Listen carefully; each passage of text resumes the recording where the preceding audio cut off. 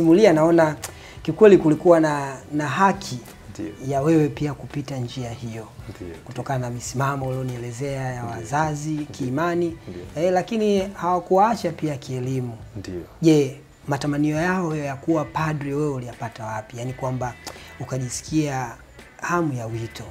Tunafahamu, tumeshaongea sana kwamba wito si ni sauti ya Mungu iliyokuwa ndani yetu. Sasa hiyo hamu wewe inakuja kutoka wapi? Asante sana ndugu mtangazaji. Mimi la kwanza kabisa ambao naona ni mazingira. Nimezaliwa mazingira ya karibu kabisa na parokia. Ni kama umbali wa siwezi kusema kilomita kitaalamu, lakini dakika 3 mpaka 5 kwa mguu kwa wakati huo. Sababu sasa hivi parokia niliozaliwa wameweka senyenge. Kabla yake palikuwa pa walikuwa wazi. Kwa tumia dakika 3. Kengele inapogonga unaiona yule anaigonga kengele. Kwa hiyo nimezaliwa katika ukaribu huo. Lakini kingine ni kwamba tulikuwa tunachezea maeneo haya ya parokia. Pale nyumbani tulipokuwa tunaishi na pale katika maeneo ya parokia kulikuwa na nyumba za misheni na ambazo watu walikuwa wanapangishwa. Kwa hiyo kulikuwa na mzee mmoja ambaye alikuwa ni askari mkuu wa kituo, polisi, ambao sisi tumezoea kuita Central. Zamani tofauti inaitwa Central, inaitwa Lelwe. Hata leo sijui kwa nini inaitwa Central, lakini basi yeye alikuwa mkuu wa kituo cha polisi. Basi familia yake ilikuwa inaishi pale kwenye nyumba za misheni.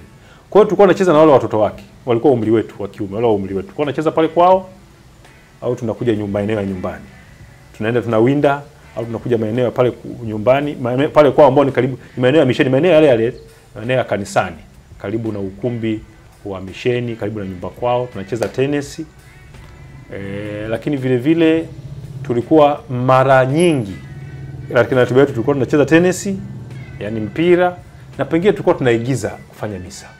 Kwa nini tulikuwa tunaigiza? Ni matendo ambayo shughuli ambayo tulikuwa tunaiona mara nyingi inafanyika. Maana tukiwa tunacheza maeneo hapo, ingawa kengele labda ni baraka au sijui ni msiba umetokea, kuna mazishi, tunaenda tunashiriki misa na jasho linatufumuka, tunashiriki.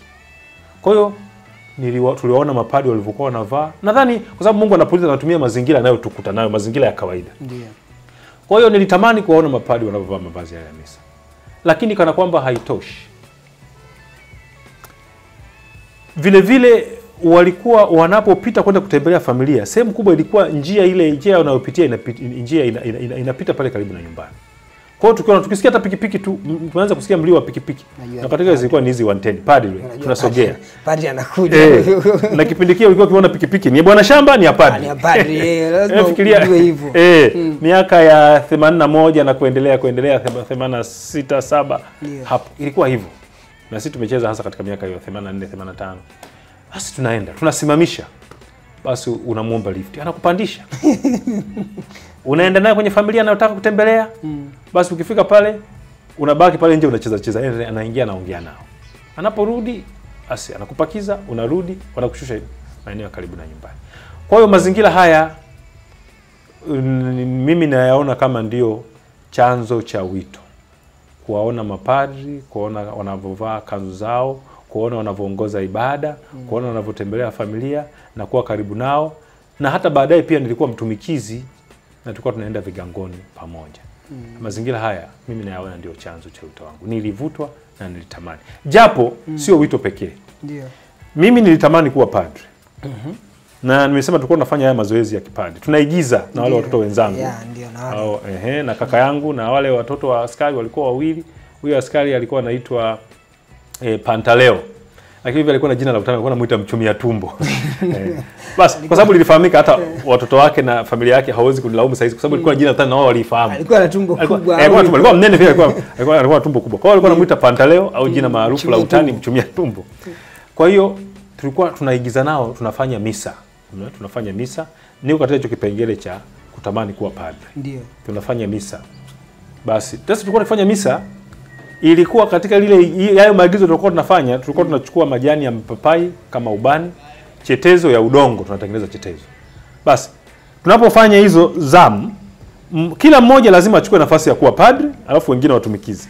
Kila mmoja pia lazima achukue nafasi ya kuwa chetezo. Katika sisi watoto 4 wa kiume, tulikuwa tunafanya maigizo. Kwa hiyo ungeweza kufikiri zilikuwa karibu hizo misa 4 au 6 au ngapi.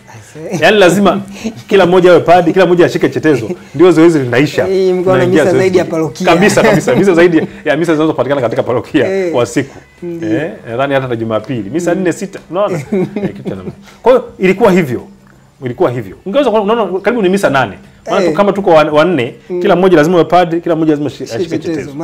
Mara mbili.